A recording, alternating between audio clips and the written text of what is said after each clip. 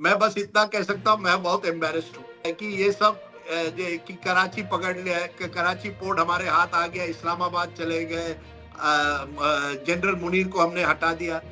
देखिए, ये disinformation campaign ने हमारे देश को डिससर्विस की है। मोदी जी एक ऐसे नेता है, वही नीतीश कुमार, जिन्होंने कई बार मोदी जी की आलोचना की, उनके साथ उन्होंने रखा।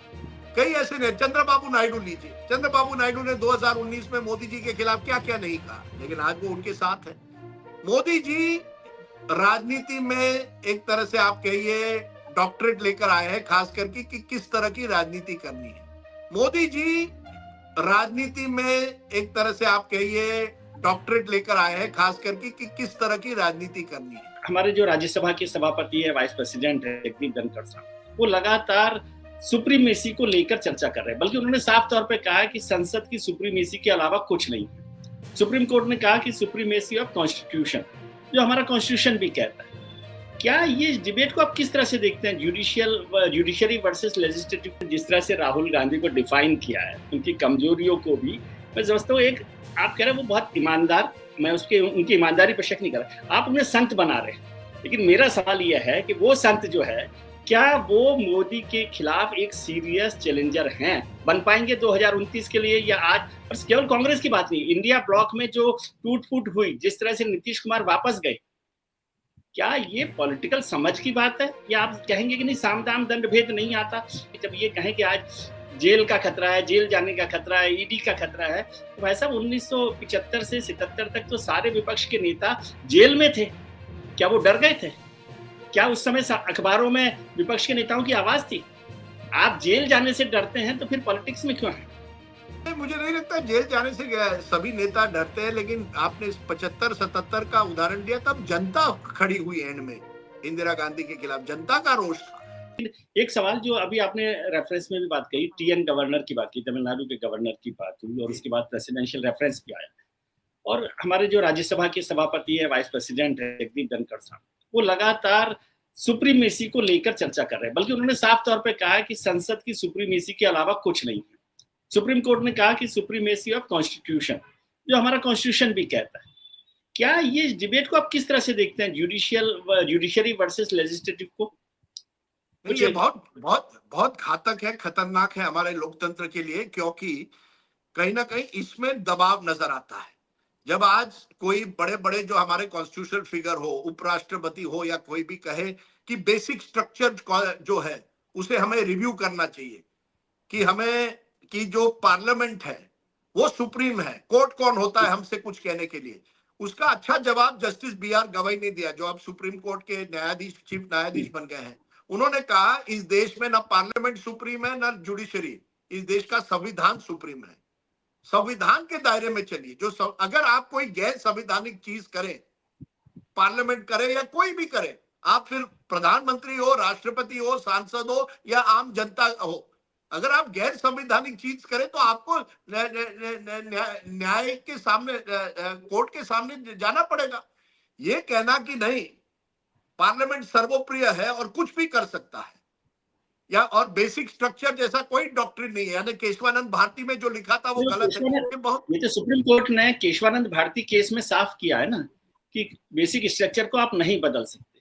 लेकिन मैं इसमें ही एक चीज बोल रहा हूँ आपकी बात को, कि जो बात धनखड़ साहब या देश के और लोग कह रहे हैं कि पार्लियामेंट सुप्रीम है, तो फिर तो 42nd अमेंडमेंट को बदलने की जरूरत नहीं थी ना, जिसे आप मिनी कॉन्स्टिट्यूशन कहते हैं इंदिरा गांधी के वक्त का, तो वो भी तो पार्लियामेंट ने पास किया था। Parliament is supreme, then there no change, there no need to change ना। देखिए, parliament can amend the constitution, कई बार कॉन्स्टिट्यूशन इस देश के अमेंड हुआ, ये हक, ये तो पार्लियामेंट के पास है ये हक कि आप कॉन्स्टिट्यूशन को अमेंड करें। लेकिन अगर वो कॉन्स्टिट्यूशनल अमेंडमेंट आपके फंडामेंटल राइट्स के खिलाफ जाता है, तो कोर्ट का भी दायित्व बनता है कि वो पार्लियामेंट को एक तरह से अपनी हर संस्था की एक सीमा है। मैं ये नहीं कह रहा कि कोर्ट जो है वो भगवान है, नहीं है, भगवान नहीं है। कोर्ट नहीं डिसाइड हर चीज पर, कोर्ट की भी दखल अंदाजी कभी कभी ऐसी हो जाती है कि ये जो टकराव होगा वो एक ना एक दिन होगा, और ये बहुत, इसीलिए मैंने कहा ये सब बहुत घातक है। लेकिन अब आप सोचिए, महाराष्ट्र स्पीकर हो, अगर वो कोई गलत फैसला दे तो क्या कोर्ट ने उस पर अपनी बात नहीं रखनी चाहिए? और रखी भी है। लेकिन इसके बावजूद कोई जमीन पर कोई असर नहीं पड़ा, क्योंकि जो भी उस पद पर है वो अपनी पद की गरिमा नहीं समझ रहे हैं। एक हर पद की एक गरिमा होनी चाहिए। आप स्पीकर है इसका मतलब नहीं आप कुछ भी कर सकते हैं, किसी भी सरकार को बर्खास्त करते, या गवर्नर है।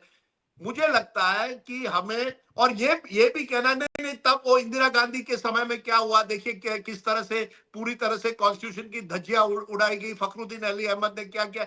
ये आज मैं बार बार कहता हूं ये वॉटर बाउंड्री है कि देखिए तब क्या हुआ। अरे अब की बात करिए ना विजय जी, अब की बार। और ये मुझे लगता है इसीलिए हर संवैधानिक ढांचे को अपनी सीमाएं और अपनी ताकत का बिल्कुल की पहचान होनी चाहिए, और एक तालमेल के साथ आगे बढ़ना पड़ेगा। आज क्या हुआ है, अविश्वास का माहौल है। एक संस्था दूसरी संस्था को अविश्वास की तरीके से देखते हैं, या डर के माहौल में उसे दबाने की कोशिश करते हैं। आपने प्रेशर वर्ड यूज किया, साफ साफ कहते हैं दबाव तो है हर संस्था पर आज कहीं ना कहीं, किसी व्यक्ति या एजेंसी का दबाव तो है ही। अब हर व्यक्ति में वो ताकत होनी चाहिए कि आप जब प्रेशर आता है या डर का माहौल फैलाने की कोशिश करें, आप उसे रेजिस्ट करिए। वो भी होना चाहिए, वो भी ताकत होनी चाहिए। लेकिन क्या आपको लग रहा है ये जो स्थिति में हम पहुंच गए, parliament versus judiciary, supreme court, ये कुछ खतरनाक मोड़ पर हम पहुंच रहे हैं अब? देखिए नहीं, मैं समझता हूं कि तो हमारा एक सिस्टम बात अभी कही भी। गई सर, एक बात अभी कही गई कि आप जुडिशरी की इतनी तारीफ करते हैं, या मतलब तरफदारी करते हैं, आपका मतलब हम जो भी लोग हैं, तो उनको समझ में आना चाहिए कि जो पार्लियामेंट में बैठे हैं वो 545 542 कॉन्स्टिट्यूंसी से, यानी 140 करोड़ लोगों के मैंडेट को लेकर बैठे। तो 140 करोड़ लोगों के मैंडेट को आप मानेंगे नहीं, और 34 जज बैठेंगे, वो तय करेंगे, और उसमें भी बेंच में 9 जज होंगे, 7 जज होंगे, 5 जज होंगे। नहीं, देखिए विजय जी, अगर 545 व्यक्तियों ने कुछ गैर कानूनी चीज किया, कॉन्स्टिट्यूशन का कुछ उल्लंघन किया, तो क्या हम कहेंगे कि क्योंकि वो 140 करोड़ के नुमाइंदे हैं, इसका मतलब है जो भी वो करेंगे सही है? मुझे लगता है, जैसे मैंने कहा, अगर विश्वास एक दूसरे में होता तो ये टकराव ना आता। मैं अभी भी समझता हूं कि कई ऐसे विद्वान लोग हैं, पार्लियामेंट में भी बैठे और कोर्ट में भी बैठे, जो जानते हैं कि टकराव से ये देश आगे नहीं बढ़ सकता। मैं बार बार कहता हूं, हम पाकिस्तान नहीं है। पाकिस्तान वो देश है जहां आर्मी चलाती है, वो तो आर्मी स्टेट है। अगर वहां कॉन्स्टिट्यूशन की तो आपने धज्जियां उड़ा दी है पूरी तरह से। वहां जुडिशरी ने कोशिश की थी कई बार एक पुशबैक के लिए, लेकिन नहीं हो पाया। हमारे देश अब अमेरिका में देखिए, अब अमेरिका में कोर्ट ने साफ किया है कि अगर डोनाल्ड ट्रंप प्रेसिडेंट है, उसमें भी सब ताकत है। आप कहेंगे वो भी जनता के नुमाइंदे, जनता ने उनको चुना है, बड़ी भारी बहुमत से चुना है। लेकिन अगर वो कुछ गैर संवैधानिक करे तो कोर्ट कहता है सॉरी, नॉट डन। यही तो होती है ताकत लोकतंत्र की। इसी पर मैं जोर दे रहा हूं विजय जी। मैंने किताब में भी जोर दिया और आपके प्रोग्राम पर भी जोर दे रहा हूं। लेकिन इसमें लोकतंत्र इस में पर तो हर बहस हुई संस्था ना। को अपनी अपनी रिस्पॉन्सिबिलिटी जाननी चाहिए, और जो अपने दायित्व है उसको निभाना चाहिए। नहीं, लेकिन जब आपने अमेरिका का जिक्र किया, तो हिंदुस्तान जी, में तो यही सवाल खड़ा हुआ ना कि सुप्रीम कोर्ट प्रेसिडेंट से कैसे सवाल कर सकता है? क्यों नहीं कर सकता? ये क्यों नहीं बहस कर चल रही है सकता? ना। नहीं नहीं, बिल्कुल नहीं नहीं। देखिए, मेरा ये कहना है, आपने अमेरिका में देखा है, अमेरिका में सुप्रीम कोर्ट ने जो ट्रंप ने टैरिफ्स किए हैं उस पर उन्होंने कहा नहीं, आप अकेले नहीं कर सकते, ये यूएस कांग्रेस के जरिए जाइए, प्रोसेस होगी। अगर आज यूएस प्रेसिडेंट और हार्वर्ड यूनिवर्सिटी में टकराव हो रहा है, हार्वर्ड यूनिवर्सिटी कोर्ट के सामने गई है। अब देखते हैं कोर्ट क्या करता है। कोर्ट ये भी कह सकता है कि सॉरी डोनाल्ड ट्रंप, आप किसी यूनिवर्सिटी पर इस तरह से टारगेट नहीं कर सकते। इसी तरह से अगर अगर समझ लीजिए राष्ट्रपति महोदय या गवर्नर किसी बिल पर एक साल बैठ जाए, बड़ा बिल है, इंपॉर्टेंट बिल है, कोई बड़ा कानून है, उस पर डिसीजन ही नहीं लेते, क्या कोर्ट का दायित्व नहीं बनता कि राष्ट्रपति महोदय या उस गवर्नर को कहे सॉरी, आपको इस पर एक समय सीमा के अनुसार रिस्पांस देना पड़ेगा? क्यों, उसमें गलत क्या है? कोई भगवान नहीं है, ना प्रेसिडेंट भगवान है, ना जजेस भगवान है। और अगर जुडिशरी, अभी आपने देखा होगा ये बड़ा मामला जो चला है इम्पीचमेंट को लेकर, जस्टिस वर्मा का, जिसके घर यस में सर। पैसे मिल गए। अब तब अगर आपको इम्पीचमेंट उस जज को बर्खास्त करके निकालना है तो पार्लियामेंट के पास ही जाना पड़ेगा। तो पार्लियामेंट का भी एक रोल है, जुडिशरी का भी है। मुझे लगता है दोनों अगर अपनी जिम्मेदारी और दायित्व जाने, एक दूसरे में विश्वास बनाए तो कोई टकराव नहीं होगा। लेकिन अगर अविश्वास बढ़े तो मुझे लगता है टकराव हो सकता है। लेकिन एक सवाल इसमें सर ये भी महत्वपूर्ण रहा, जो एनजेएसी का, क्या जी आपको लग रहा है कि ये एक बड़ी वजह हो सकती है कि एनजेएसी को जिस तरह से सुप्रीम कोर्ट ने रिजेक्ट किया, नेशनल जुडिशियल अपॉइंटमेंट कमीशन को, कि जज ही सब कुछ तय करेंगे, कॉलेजियम, आपको अपने संस्था के अलावा किसी पर भरोसा नहीं है। आज इस पर जगदीप धनखड़ साहब ने ये जस्टिस यशवंत वर्मा वाले केस में भी कहा कि जो पैनल बनाया गया इन्वेस्टिगेशन के लिए, उसकी तो कोई लीगलिटी नहीं है, कोई कॉन्स्टिट्यूशनलिटी नहीं है, तो सब कुछ आप अपने घर में सब कुछ आप करेंगे और दूसरों पर सवाल खड़ा करेंगे। बिल्कुल सही। देखिए मुझे अभी भी याद है 30 साल पहले मैंने टाइम्स ऑफ इंडिया में, मैं तब था, मैंने एक एडिटोरियल लिखा था, हु विल जज द जजेस। जजेस को कौन जज करेगा, ये बहुत ही बड़ा सवाल है। और ये बिल्कुल एनजेएसी का जो सवाल है वो उठना चाहिए। वहां मुझे लगता है कहीं ना, अगर विश्वास होता तो एनजेएसी पास, इसी प्रॉब्लम वही है जो मैंने कहा, अगर जज जुडिशरी और सरकार के बीच में विश्वास का माहौल बनता तो why can't we have an NJAC. लेकिन एक ऐसा माहौल बन गया है कि अगर मैं किसी अच्छे व्यक्ति को रेकमेंड करूं एज अ सुप्रीम कोर्ट जज, लेकिन सरकार को वो नहीं पसंद है, तो उसको सरकार रोक लेती है और उसमें टकराव बढ़ता है। और यही हुआ था, 2 साल तक हम जज नहीं बना पाए क्योंकि एक पर्टिकुलर जज को सरकार रोक रही थी, वो नहीं चाहती थी, उसका चेहरा वो पसंद नहीं करती थी। जब अविश्वास बढ़ेगा तो मुझे लगता है हमारा संवैधानिक ढांचा कमजोर होगा। जैसी इन एन आइडियल वर्ल्ड सरकार के नुमाइंदे, विपक्ष के नुमाइंदे, जुडिशरी के नुमाइंदे अगर एक रूम में बैठकर तय करते तो बहुत कुछ हो सकता था। आज तो सीबीआई डायरेक्टर हो या किसी भी पद को लेकर जो खींचतान होती है, या जो सरकार के नुमाइंदे या इलेक्शन कमीशन जिसका आपने जरिया जिक्र किया, बिल्कुल सही। एक जमाने में तो सिंगल मेंबर हुआ करता था, सरकार जो तय करती थी वही हुआ करता था कांग्रेस के जमाने में। अब मल्टी मेंबर भी है, लेकिन सरकार ही तय करती है किसको करना है। वो बेचारा लीडर ऑफ ऑपोजिशन वहां बैठता है, उसकी बात कोई सुनता ही नहीं है। तो ऐसे देखिए, अब our system has broken down in terms of एक जो ट्रस्ट फैक्टर होता है, विश्वास, और इतना ध्रुवीकरण हुआ है हमारे समाज, हमारे राजनीति में, विजय जी, इतना ध्रुवीकरण हुआ है, लोग एक दूसरे को दुश्मन मानते हैं, एक दूसरे के साथ बैठना नहीं चाहते। आप तो अच्छी तरह से जानते हैं, आपने इतनी खूबसूरत बायोग्राफी वाजपेयी जी पर लिखी थी। एक जमाने में, वाजपेयी जी के जमाने में या उनके पहले जो जमाने हुआ, एक खासियत उन नेताओं में थी, वो एक दूसरे के साथ संवाद रखते थे, भले ही आप विरोधी हो। वाजपेयी जी की तो ये सबसे बड़ी खासियत थी। अब वो बिल्कुल कहां है, आप किसी के साथ बैठना ही नहीं। ऑल पार्टी मीटिंग होती है, प्रधानमंत्री नहीं आते हैं, या कोई डिबेट होता है पार्लियामेंट में, तो जो नेतागण में खींचतान होती है वो पर्सनल बन जाती है, आप एक दूसरे पर पर्सनल आरोप लगाते हैं। नेता विपक्ष जो है उन वो, और नेता सत्ता जो है, वो एक दूसरे को रिस्पेक्ट भी नहीं करते जो होना चाहिए। यही तो दुविधा है हमारे सिस्टम की, एक दूसरे के साथ उठना बैठना है ही नहीं। अब क्या करोगे? आपने एक गंभीर आरोप लगाया, आरोप नहीं तो आपने चर्चा की कि पार्लियामेंट जो है नोटिस बोर्ड बन गया है। ये बड़ा गंभीर मसला है, हिंदुस्तान दुनिया के सबसे बड़े लोकतंत्र में से एक है, और यदि पार्लियामेंट नोटिस बोर्ड बन जाए, लेकिन ये भी तो दोनों हाथ से ताली बजती होगी ना सर। हम कहते हैं कि ये सरकार जो है, पहले पिछले 10 सालों में उन्होंने बिल्स को भेजा नहीं, स्टैंडिंग कमेटी के पास नहीं भेजा, पार्लियामेंट्री कमेटीज के पास नहीं भेजेगा, डिस्कशन नहीं किया, ये बिल्कुल ठीक बात है। लेकिन जब वो डिस्कशन पर भेज देती है, वक्फ बिल को भेजा गया, स्टैंडिंग कमेटी के पास भेज दिया गया, उस पर सबसे बड़ी चर्चा हुई है, उसको बिल को पास कर दिया गया है, उससे क्या फायदा हुआ, क्या कोई नतीजा निकला? दूसरा, आप पिछली बार का देखें, पिछले जब सेशन था, दूसरा कार्यकाल था मोदी सरकार का, कांग्रेस जो है नो कॉन्फिडेंस मोशन लेकर आई मोदी सरकार के खिलाफ। नो कॉन्फिडेंस मोशन लाने में कोई परेशानी नहीं है, लेकिन जब प्रधानमंत्री जवाब दे रहे हैं तो आप उसका वॉकआउट करके चले जाते हैं। गलत, यही तो मैं कह रहा हूं, कोई रिस्पेक्ट नहीं एक दूसरे के लिए, गलत है। मेरा आपसे ये कहना है, एक जमाने में करीब 65% जो बिल थे वो स्टैंडिंग या सिलेक्ट कमेटी के पास जाते थे। अब वो 10-12% ही जाते हैं, यानी कोई निगरानी नहीं होती है। कुछ साल पहले तो बजट भी पास हुआ बगैर डिस्कशन के।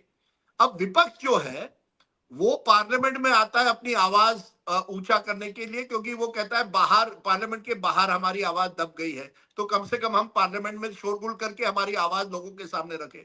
वहीं सरकार कहती है हमारे पास तो मेजोरिटी है, ये विपक्ष तो कुछ कर नहीं सकते, हम तो हर बिल पास करेंगे। अब यही तो दुविधा है। कम से कम 2024 के बाद, क्योंकि किसी एक दल को पूर्ण बहुमत नहीं मिली, इसलिए वक्फ बिल हो या अब वन नेशन वन इलेक्शन हो, इन सब जो बड़े बिल कानून ला रहे हैं, कम से कम वो तो एक ऑल पार्टी पार्लियामेंट्री कमिटी के सामने तो जा रहे हैं। कम से कम वक्फ बिल पर पूरे कितना 12-14 घंटे का लंबी बहस डिबेट हुई। हुआ, दोनों सदनों में नहीं तो डिबेट कम से कम डिबेट तो हुआ ना, लोगों को इतनी तो जानकारी मिली कि कौन कहां है इस बिल पर को लेकर। ये मैं कहता हूं parliament is the forum, should be forum for debate and discussion, not notice board. कि हम हुआ। एक सुबह डिसाइड करें कि आर्टिकल 370 हटाना है, या एक सुबह उठकर बोले कि आज ये जो किसान कानून है हम इसे लागू करेंगे और इसे वॉइस वोट से पास करेंगे। तो विपक्ष को भी अपनी जिम्मेदारी निभानी चाहिए कि सरकार को सुनना चाहिए, और सरकार को भी अपनी जिम्मेदारी निभानी चाहिए कि विपक्ष को सुने। आज तक हमारे पार्लियामेंट में चीन को लेकर डिबेट नहीं हुआ। चीन क्या, देखिए हमारे देश का दुश्मन नंबर 1 चीन है। अभी भी जो हुआ है विजय जी, ये बड़ी बात मैं कह रहा हूं, ये ऑपरेशन सिंदूर केवल पाकिस्तान इसमें नहीं है, इसके पीछे वहां चीन का भी हाथ है। पाकिस्तान के पीछे चीन है, चीन के जेट्स भी है।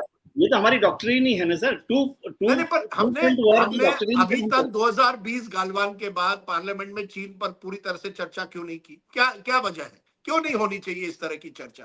कई गंभीर मसले एक जमाने में पार्लियामेंट में कॉल अटेंशन मोशन के लिए आप शॉर्ट ड्यूरेशन डिस्कशन कर सकते थे, अब वो भी नहीं होता है। जो चेयर में बैठे हुए हैं, चेयरमैन राज्यसभा, लोकसभा स्पीकर, वो क्या आपको वाकई लगता है न्यूट्रल अंपायर रह रहे हैं? अगर नहीं रह रहे तो सवाल उठेंगे। यही तो मैं कह रहा हूं, पार्लियामेंट हर व्यक्ति को जो बड़े से बड़े पद पर है, उनको अपनी जिम्मेदारी समझनी चाहिए, और जितना भी बड़ा आपका पद हो उतनी ज्यादा आपकी जिम्मेदारी होती है। विपक्ष पर आएंगे, लेकिन एक सवाल जरूर कर लेते, क्योंकि इस किताब का दूसरा ही चैप्टर है जिसमें अमित शाह का रेफरेंस करते हुए आपने कहा कि ये हिंदुत्व की सरकार है।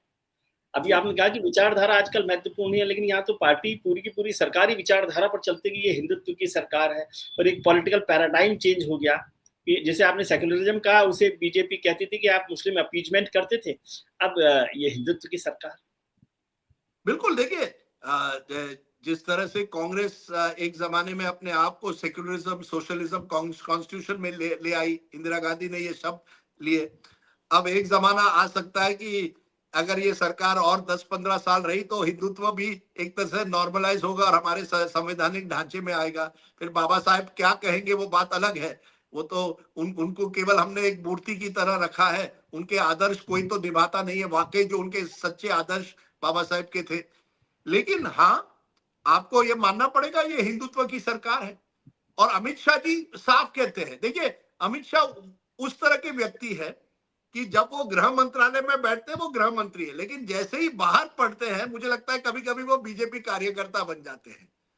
ये अब उनकी ताकत कहिए, उनकी कमजोरी कहिए, लेकिन मैं देख रहा था कल वो बंगाल में थे, उनका भाषण अगर आप सुनोगे तो आपको ये नहीं लगेगा ये भाषण किसी गृह मंत्री का था, वो तो बीजेपी कार्यकर्ता का था। और उनमें वो उनकी ताकत है एक तरह से, इसीलिए वो तो संगठन में नंबर 1 है आज। संगठन पूरी तरह से उनकी कब्जे में किसको तो एक हिंदुत्व की और इसके पहले यही हुआ, वाजपेयी जी और अडवाणी जी के जमाने में विजय जी कोalition की सरकार थी, तो आप अपने जो आइडियोलॉजिकल एजेंडा था, आपकी विचारधारा थी, आप लोगों के सामने नहीं रख पाए। आर्टिकल 370 था या यूनिफॉर्म सिविल कोड हो, इन सब मुद्दों पर आपको पीछे हटना पड़ा एक तरह से, राम मंदिर हो, क्योंकि आप एक कॉमन मिनिमम प्रोग्राम के जरिए चलते थे। अब इस सरकार ने कहा है कि देखिए अब हमारी मेजोरिटी है, और मैंने अमित शाह को कोट भी किया, ये हिंदुत्व की सरकार है, अब हम अपनी जो बात है वो लोगों के सामने रखेंगे, और लोगों ने हमको इलेक्ट किया है हमारे आइडियोलॉजिकल एजेंडा को आगे करने के लिए, हम उसे आगे करेंगे। ये फर्क आया है। आप इसे माने ना माने, आपको हिंदुत्व पसंद हो ना पसंद हो, लेकिन सरकार तो हिंदुत्व की सरकार है। संविधान पर वो संविधान पर वो अपनी शपथ लेते हैं, लेकिन हिंदुत्व उनकी तरह से उनकी रगों में है। ये तो आपको मानना पड़ेगा, ये आइडियोलॉजिकल पार्टी एक तरह से है और अमित शाह उसका एक प्रतीक है उस आइडियोलॉजी के। आपने बाबा साहब का जिक्र किया, तो पिछले चुनाव में 2024 का चुनाव भी बाबा साहब के नाम पर लड़ा गया, और कॉन्स्टिट्यूशन का आपने बात कही कि हिंदुत्व की बात हो रही है, लेकिन ऐसा तो नहीं लगता कि संविधान नहीं चल रहा, देश में संविधान तो चल रहा है। लेकिन जो इंडिया गठबंधन ने, मैं उसे पूरा इंडिया गठबंधन ही बोलता हूँ, इंडिया ब्लॉक जिसे कह ले, या राहुल गांधी जी को, उन्होंने संविधान खतरे में है का नैरेटिव चलाया। फेक है, सही है, उसका मुद्दा अलग है। क्या आपको लगता है कि ये बात ठीक है, संविधान खतरे में है, जो नैरेटिव था वो चला, और फिर उस नैरेटिव से आगे जो है बड़े बदलाव हुए? मतलब 2024 का चुनाव तो बदल ही गया पूरी की तरह से। विजय जी, वो केवल संविधान खतरे में है का नारा नहीं था, उसके साथ एक और चीज जुड़ी हुई थी, आरक्षण चले जाएंगे जी। ये डर लोगों में फैला है, ये भी डर की राजनीति है कि अगर आप बीजेपी आएगी 400 सीट लेके आएगी, आरक्षण हटा देगी। अरे कौन आरक्षण हटा सकता है आज? इस हालत में कोई सरकार नहीं आरक्षण हटा सकती। राहुल गांधी ने उसका पूरी तरह से फायदा उठाया, क्योंकि कुछ बीजेपी नेताओं ने एक तरह से सेल्फ गोल कर दिया कि लल्लू सिंह हो, वो मिर्धा हो, ज्योति मिर्धा हो, आनंद हेगड़े हो, उन्होंने कहा कि हम कानून, अगर हमारी सरकार आई 400 सीट आए तो हम संविधान बदल सकते हैं। तो इसका फायदा उठा दिया और उसके साथ जोड़ दिया आपके आरक्षण चले जाते हैं। सबसे बड़ा फर्क क्या हुआ 2024 में? 5% दलित वोट भाजपा से हटकर विरोधी पक्ष में आया, क्योंकि डर वही था और वो उसको पूरी तरह से कांग्रेस ने बुनाया। देखिए, दोनों पक्ष ने 2024 में एक तरह से लोगों को डराने की कोशिश की। नरेंद्र मोदी जी ने बांसवाड़ा में जाके क्या कहा? आप अगर विपक्ष को वोट दोगे, ये मंगलसूत्र आपका छीनेंगे। बनासकांठा में जाकर क्या कहा? आपकी बैल भी छीन सकते हैं ये लोग। तो कहीं ना कहीं उन्होंने डर किया और उसमें कहीं ना कहीं एक तरह से वोट बैंक की राजनीति थी कि ये जो नाम न लेते हुए कहीं ना कहीं ये इशारा था कि मुस्लिम जो है उस पर आप विश्वास नहीं करिए, वो मंगलसूत्र छीन सकते हैं, वो आपकी बैल छीन सकते हैं। अगर विपक्ष आए तो वो तुष्टीकरण की राजनीति करके इनको मुसलमानों की राजनीति करेगी। वही राहुल गांधी ने क्या किया? उन्होंने कहा देखिए, अगर ये सरकार आएगी तो ये आपका रिजर्वेशन छीन लेगी। तो ये डर का जो माहौल है, और इस माहौल में जो असली मुद्दे हैं, जो वाकई जिस पर मुझे लगता है इस देश में गंभीरता से, कौन सा मुद्दा है? बेरोजगारी का। बेरोजगारी मुझे लगता है विजय जी सबसे बड़ा मुद्दा है। आज हम जीडीपी के फिगर्स लगाते हैं, लेकिन अनएम्प्लॉयमेंट के फिगर्स क्या है? और क्या हम हमारे एजुकेशन सिस्टम को, लोगों को एम्प्लॉयबल कर रहे हैं ताकि वो नए मार्केट, जॉब मार्केट के लिए तैयार हो? इस पर क्यों नहीं बहस होती? क्योंकि हमने, इसीलिए मैंने शुरुआत में कहा कि एक बदलाव आया, हर चीज को अब वोट बैंक के नजरिए से देखता है। कोई भी पॉलिटिशियन हो या पार्टी, मुझे उससे कितना फायदा मिलेगा, इससे कोई परे नहीं है। और उसके साथ साथ ये रेवड़ी की राजनीति आ गई है। अब आप हर स्टेट में देखिए, बजट हर स्टेट का, सब ज्यादा से ज्यादा स्टेट जो है वो घाटे में है, क्योंकि एक के बाद एक आप कोई स्कीम करते हैं, कोई लाडकी बहन, लाडली बहना, कई कई स्कीम्स आते हैं। कुछ अच्छे भी हैं, लेकिन ज्यादातर क्या कह रहे हैं आप? मध्यम वर्गीय लोगों से पैसा लेते हैं टैक्स बढ़ाकर या कोई सेस लगाकर, और वो पैसा वहां डाल देते हैं ताकि आप चुनाव जीत जाए। क्या लोगों की जिंदगी बदलेगी? नहीं, लेकिन पैसा पॉकेट में आ गया, वोट आपको मिल गए। हम भविष्य के बारे में नहीं सुनते, अगले चुनाव के लिए क्या करना है बस उतना ही सोच रहे हैं। अच्छी बात है अच्छी बात है, प्रधानमंत्री कहते हैं विकसित भारत हो 2047, अच्छा होना चाहिए, लेकिन रेवड़ी की राजनीति से नहीं होगा। नहीं, लेकिन सोशल गवर्नमेंट को, हम जो हमारी इलेक्टेड गवर्नमेंट होती है उसको सोशल वेलफेयर गवर्नमेंट कहते हैं कि सरकार का काम सोशल वेलफेयर। बिल्कुल है, बिल्कुल है। तो देखिए, जब आज 80 करोड़ भारतीयों को राशन आपको देना पड़ता है, इसका मतलब है कि कहीं ना कहीं वेलफेयरिज्म है। मोदी जी अच्छी तरह से जानते हैं कि ये करना पड़ेगा आपको। हर भाषण में गरीब किसान का जिक्र होता है। क्यों? एंड में आपको गरीब किसान से ही वोट लेने हैं। आप वेलफेयर, इस देश में देखिए वेलफेयरिज्म से आप हट नहीं सकते, मैं मानता हूं, लेकिन वेलफेयरिज्म के साथ साथ आपको फोकस करना पड़ेगा उन एरियाज पर जिससे देश वाकई प्रगति करे। मैं आपको विजय जी एक बात बताऊं, चीन के कितने यूनिवर्सिटी है टॉप 100 में? कई यूनिवर्सिटी चीन के हैं जो देश दुनिया के टॉप 100 विश्वविद्यालय में है, भारत का एक भी नहीं है। क्या है, किस तरह हम आगे कैसे अगले आज चीन अमेरिका के साथ क्यों कंपीट कर रहा है? क्योंकि चीन के पास ना केवल वो आर्थिक ताकत है, टेक्नोलॉजी की ताकत आ गई है, लेकिन वो एक इंटेलेक्चुअल ब्रेन पावर वहां आ गया है। जब तक हम उस लेवल पर नहीं पहुंच पाएंगे, हम कैसे वो, पर इस पर कोई बहस नहीं करना चाहता, इस पर कोई राजनीतिक बहस नहीं होती है, क्योंकि राजनीति हमारी केवल एक दूसरे पर आरोप प्रत्यारोप, कैसे वोट बैंक को अपनी तरफ करना है, उसी तक सीमित है। और उसी में बोलते बहुत है भाषण, लेकिन असलियत ये है। लेकिन सर अब एक चीज, बहुत बात सरकार को हुई, विपक्ष की बात कर रहे हैं, और विपक्ष का सबसे बड़ा चेहरा सब लोग मानते हैं राहुल गांधी। अब राहुल गांधी को और उनकी विपक्ष की राजनीति को कैसे देखते हैं? क्या आप समझते हैं कि वो एक मजबूत ताकतवर चैलेंज है? आपने एक चैप्टर किया कौन बनेगा चैलेंजर, लेकिन वो स्टेट्स के लीडर्स पर है। राहुल गांधी की जो मोहब्बत की दुकान पर आपने बात की, क्या वो मोहब्बत की दुकान?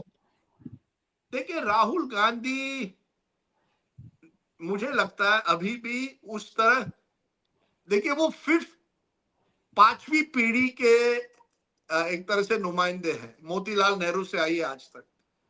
और कांग्रेस पार्टी जो है वो इतनी कमजोर हो गई है, उनका ऑर्गेनाइजेशन इतना कमजोर हुआ है कि राहुल गांधी में क्या वो क्षमता है कि इस तरह के ऑर्गेनाइजेशन को एक नए रूप में लोगों के सामने आए? बहुत मुश्किल है। राहुल गांधी में देखिए, आज की राजनीति में आपको अलग तरीके से एक राजनीति बनानी पड़ेगी। आपको आपके संगठन को मजबूत करना पड़ेगा, माइक्रो लेवल मैनेजमेंट करनी पड़ेगी, आपको लीडर्स को हर लेवल पर ताकत देनी पड़ेगी, स्टेट्स में देनी पड़ेगी। राहुल गांधी ने अपने ऑर्गेनाइजेशन पर उतना ध्यान दिया ही नहीं है, और ये उनकी ही भूल नहीं है। ये तो 30 साल से, जैसे मैं पहले भी कहा, कांग्रेस लगातार गिरावट में आ रही है। ये 2014 में नहीं शुरू हुआ, राहुल गांधी के पहले भी ये कांग्रेस की का ग्राफ धीरे धीरे नीचे जा रहा था। बस एक 2009 का चुनाव था जहां थोड़ा बहुत उनको 200 से ज्यादा सीटें आई, नहीं तो 84 के बाद उनको कभी मेजोरिटी नहीं आई। Rahul Gandhi is a dreamer, वो एक अलग सब, वो आपके सामने वो ही इज नॉट, जो आपको प्रैक्टिकल हार्ड रियल पॉलिटिक्स जिसे कहते हैं, साम दाम दंड, आज की राजनीति साम दाम दंड भेद की राजनीति हो गई है विजय जी। राहुल गांधी उस राजनीति में फिट नहीं होते। राहुल गांधी की राजनीति एक तरह से एक की मैं समाज बदलना चाहता हूं, एक सामाजिक एक तरह से का, पर आप कैसे बनेंगे वो जब तक आपका संगठन मजबूत नहीं हो, आपके आइडियाज लोगों तक नहीं पहुंचाए, आप चुनाव नहीं जीत पाए। आज की राजनीति इलेक्शन मशीन की राजनीति है। बीजेपी इस देश की सबसे बड़ी इलेक्शन मशीन है। It is resourceful, relentless and ruthless. Rahul Gandhi जनता के सामने भारत जोड़ो यात्रा में जिस तरह से उन्होंने संपर्क करने की कोशिश की, मुझे लगता है वो अच्छी बात है, लेकिन राजनीति केवल एक इवेंट नहीं हो सकती। आपको उस इवेंट से संगठन कैसे मजबूत करना है, लोगों के बीच लगातार संपर्क कैसे करना है, विपक्ष के नेता होने के नाते आपको किस तरह से सभी को साथ लेकर आगे चलना, ये सब एक चैलेंज है। लेकिन एक मैं कहूंगा विजय जी, ये भी जानिए, आज विपक्ष का नेता होना आसान नहीं है। राहुल गांधी भले ही कुछ बात रखे, आप उसे लगाओगे पेज 10 पर। मोदी जी, अमित शाह कुछ भी कहे, फ्रंट पेज पर 6 कॉलम होगा, हर बुलेटिन पे उसको लगातार आप ब्रेकिंग न्यूज चलाओगे। ये कोई लेवल प्लेइंग फील्ड नहीं है। अगर आप हमारे देश में आज जो विपक्ष के नेता है, या तो उनको ईडी का खतरा है, या मीडिया उनको कोई तवज्जो नहीं देती है, या सवाल मीडिया पूछती है विपक्ष का। आज हम सब सवाल राहुल गांधी पर सवाल, ऑपरेशन सिंदूर पर भी राहुल गांधी से सवाल। अरे सरकार ने किया ऑपरेशन सिंदूर, लेकिन सवाल हम पूछेंगे राहुल गांधी से, ये कैसे चलेगा? तो राहुल गांधी की कमजोरियां हैं, लेकिन हमारे सिस्टम को भी जानना पड़ेगा, जो एक तरह से विपक्ष को किनारे कर लगातार टारगेट कर रही है। क्योंकि जैसे मैंने कहा, इस देश में कई जो लोकतंत्र का ढांचा है वो थोड़ा कहीं ना कहीं कमजोर तो हुआ ही है। सर आपने जिस तरह से राहुल गांधी को डिफाइन किया है, उनकी कमजोरियों को भी, मैं समझता हूँ एक आप कह रहे हैं वो बहुत ईमानदार, मैं उसके उनकी ईमानदारी पर शक नहीं कर रहा, आप उन्हें संत बना रहे हैं। लेकिन मेरा सवाल यह है कि वो संत जो है, क्या वो मोदी के खिलाफ एक सीरियस चैलेंजर हैं, बन पाएंगे 2029 के लिए या आज? और केवल कांग्रेस की बात नहीं, इंडिया ब्लॉक में जो टूट फूट हुई, जिस तरह से नीतीश कुमार वापस गए, क्या ये पॉलिटिकल समझ की बात है, या आप कहेंगे कि नहीं साम दाम दंड भेद नहीं आता? और ये जो कहना, इस पर भी मैं एक छोटी सी बात आपको जोड़ देता हूँ, आप इस पर अपनी राय दीजिएगा, कि जब ये कहें कि आज जेल का खतरा है, जेल जाने का खतरा है, ईडी का खतरा है, तो भाई साहब 1975 से 77 तक तो सारे विपक्ष के नेता जेल में थे, क्या वो डर गए थे? क्या उस समय अखबारों में विपक्ष के नेताओं की आवाज थी?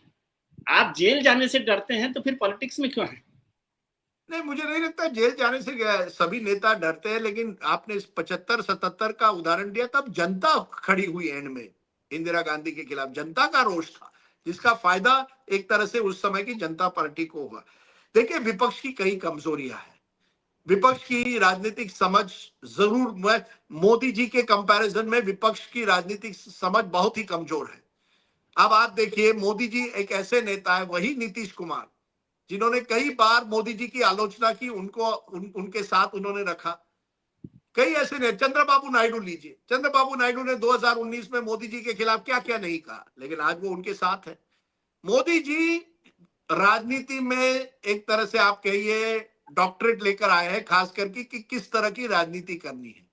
राहुल गांधी को मैंने संत नहीं कहा, लेकिन मैंने कहा राहुल गांधी कम से कम मुझे लगता है अपने जब कई मुद्दों पर बड़ी ईमानदारी से अपना पक्ष रखते हैं, लेकिन इसके साथ साथ जो राजनीतिक समझ की जरूरत है, जो संगठन को मजबूत करने की जरूरत है, वो उनमें नजर नहीं आती, और ये उनकी कमजोरियां है। आपने कहा कि मोदी जी और राहुल जी में एक अगर टकराव हुआ 2029 में क्या होगा, देखिए मैं 2029 पर नहीं जाना चाहता, लेकिन मोदी जी ने बड़े बड़े चतुराई से नामदार बनाम कामदार का जो बाइनरी किया है, कि मैं कामदार हूं, वो तो नामदार है, ये लोगों के मन में एक तरह से बैठ गया है, और मोदी जी ने उसका और कहीं ना कहीं उसका पूरा राजनीतिक फायदा उठाया है। इन दैट सेंस आप आर्ग्यू भी कर सकते हैं Rahul Gandhi is perfect enemy for Modi, क्योंकि मोदी जी बार बार यही कहेंगे, ये तो नामदार है, मैं कामदार हूं। और आजकल की राजनीति में यही तो चलता है कि उस समय किस तरह से आप कम्युनिकेशन के जरिए, मल्टीमीडिया जमाना है, कम्युनिकेशन के जरिए आप किस तरह से अपनी राजनीति करते हैं। मनीशंकर अय्यर ने कुछ कह दिया, मोदी जी ने तुरंत उसका फायदा उठाकर कह, देखिए वो मुझे चाय वाला है क्या बेटा, कह रहे चलिए मैं हूं, ये तो बड़े बड़े लट्ठियन एलीट है। तो मोदी जी ने हमेशा एक तरह से अपनी उस राजनीति का फायदा उठाया है, जिसमें राहुल गांधी जैसे व्यक्ति को उन्होंने एक तरह से अपना अपोनेंट बनाकर अपनी राजनीति एक तरह से और मजबूत करने की कोशिश की है। विपक्ष को यह समझना चाहिए, विपक्ष को समझना चाहिए कि अगर आप एक दूसरे से टकराव करोगे तो फायदा तो बीजेपी को होगा। बीजेपी को आज 37% वोट आते हैं, अपने एलाइज के साथ और 7-8% जोड़ दीजिए, लेकिन विपक्ष इतना बिखरा हुआ है तो उसका फायदा तो बीजेपी को होगा।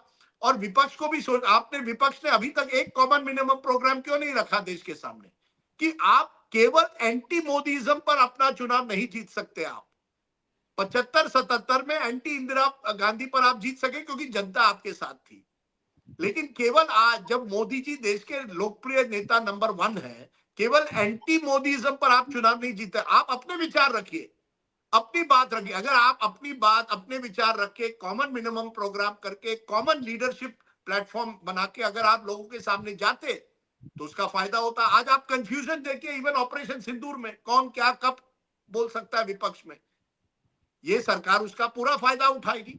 आपको एक ठोस एजेंडा लेकर अगर आप जनता के सामने जाए तो आज भी मुझे लगता है विपक्ष के लिए जगह है, भले ही हर इलेक्शन में ना हो, लेकिन स्टेट इलेक्शन में तो है ही।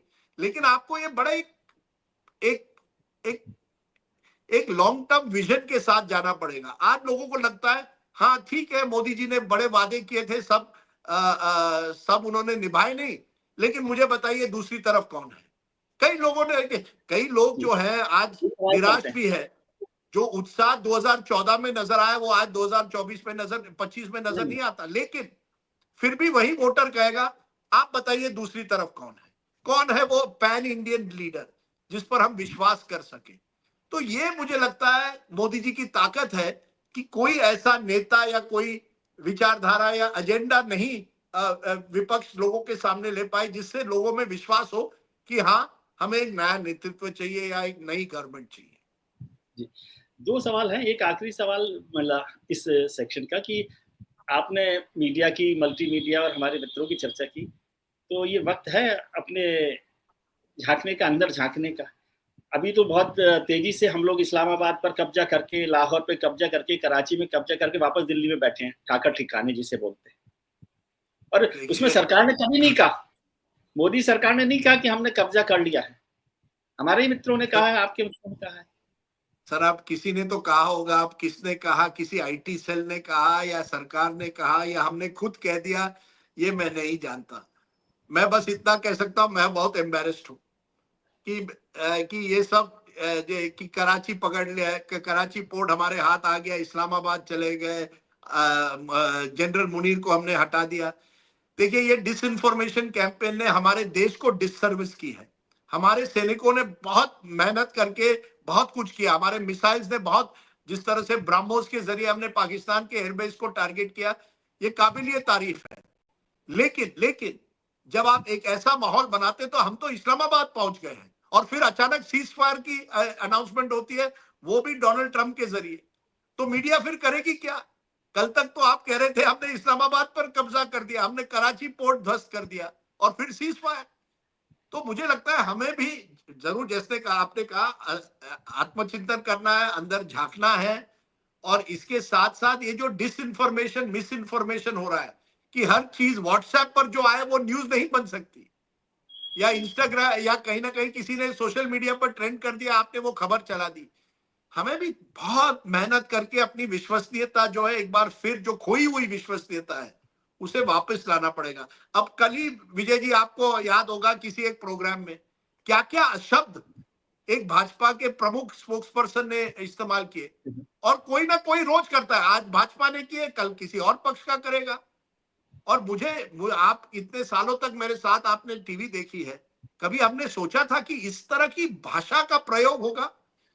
मैंने एक बार डिबेट किया था बिग फाइट पर, काशीराम, प्रणब मुखर्जी, अरुण शौरी, इस तरह के अंबेडकर पर। वहां से अब हम यहां आ गए कि आप क्या, आपकी मां पर, आपके पिताजी पर अशब्द होते हैं। और वो तो एंकर भी कुछ शर्मनाक और है। कुछ नहीं, कुछ तो एंकर तो मजा लेते हैं इससे कि हमारी टीआरपी बढ़ेगी। और वो भी हिंदू वही। मुस्लिम, बार बार हिंदू मुस्लिम करते रहते हैं हम लोग। हमने तो पूछना चाहिए हमारी राष्ट्र सुरक्षा को लेकर हम कितने प्रिपेयर्ड हैं, इस पर बहस होनी चाहिए कि हमारी एयरफोर्स कितने प्रिपेयर्ड। आज एयरफोर्स चीफ हम कहते हैं कि हमारे जो टाइमलाइन, हमारे पास वो साधन नहीं है जो हमें होने चाहिए, बार बार डिले होते हैं। इस पे तो इस पर डिबेट नहीं बहस करते होनी हैं, चाहिए। इस पर पर इस डिबेट पर नहीं बहस करते। नहीं होगी। बहस किस पर होगी? किसने हिंदू मुस्लिम क्या कहा, किसने किसके बारे में, किस मुसलमान ने को आप कटघरे में रखेंगे, रोज रात को किसी को आप कटघरे में रखेंगे। तो ये बहुत ही घातक है, भयानक है, ये सिस्टम का ब्रेकडाउन है। और ये केवल आज नहीं हुआ है, ये कई सालों से हो रहा है। और हम एक ऐसी स्थिति में आ गए हैं जहां केवल सनसनी चलती है, किसी को सेंस नहीं है, बस सेंसेशन चलाते हैं अपने चैनल। जी सर, आखिरी सवाल आपकी एक्सपर्टीज पर, क्योंकि वो भी देश का दूसरा बड़ा धर्म है, बल्कि मैं तो पहला बड़ा धर्म मानता हूँ क्रिकेट। आज जो क्रिकेट है, मुझे नहीं पता कि आज आप निराश हैं कि नहीं है, मुंबई जिस तरह से आईपीएल में आउट हुआ है, लेकिन ओवरऑल मैं क्रिकेट। मुंबई, देखिए मैं मुंबई से आता हूं, लेकिन मैं कोई मुंबई इंडियन का सपोर्टर नहीं हूं। मैं किसी आईपीएल टीम को सपोर्ट नहीं करता हूं। ये जितने भी टीम है, ये किसी बड़े कारोबारी के टीम होते हैं, ये जनता के टीम नहीं है। जनता, मेरी मुंबई रणजी ट्रॉफी टीम जब हारती है मुझे दुख होता है। मुंबई इंडियन हारे जीते कोई फर्क नहीं।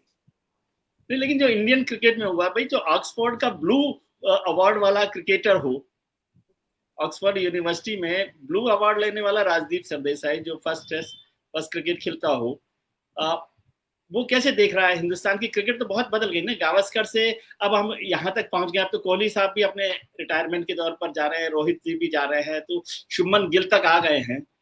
क्या देख रहे हैं? देखिए, मैं ये कहूंगा विजय जी कि जिस तरह से हमारी राजनीति तो को जय शाह की देखकर विदाई मुझे भी हो गई है।